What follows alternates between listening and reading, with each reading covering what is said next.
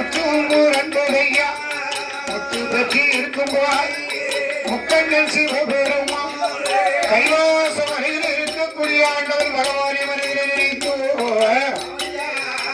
அந்த வண்டவாரிசி என்பவர் ஒரு நாள் ஒரு பொழுதாவது நாமல் சிவன் இருக்கின்ற கைலாசத்திலே சிவனாக இருக்கணும். 12 வருட காலம் தவறு கொண்டிருக்கின்ற காலத்தில் இதை அறிந்தால் என் பெருமாள் மாய கிருஷ்ணன் வண்டவாரிசி என்பவர் கௌரந்து கைலாசம் அடைய வாங்கிட்டு போனாலும் போயிடுவாரு.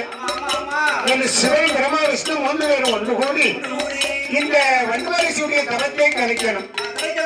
என் ஒரு கர்ப்பப்பொருளை எடுத்து ஆண் குழந்தையாக திஷ்டித்து அந்த குழந்தையை வண்டவாரிசியுடைய தவத்திலே தூக்கி எறிந்தார்கள்.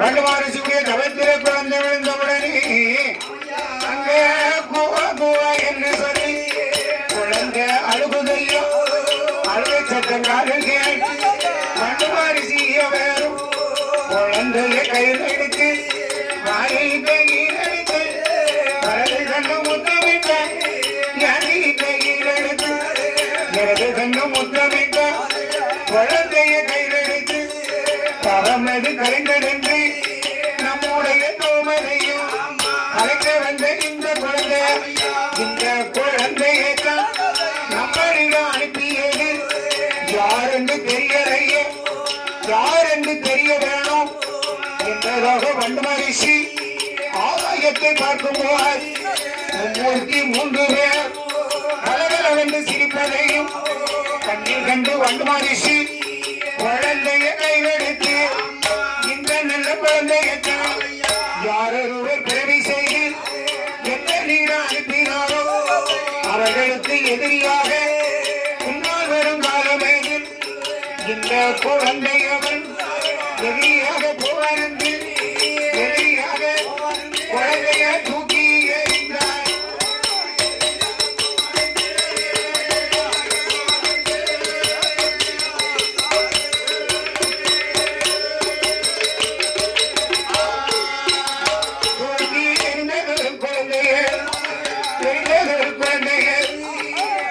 எங்க வருவதான வண்டவாரிசி ஆனவர்கள் அந்த இடத்திலே குழந்தை வந்தது பாருங்க.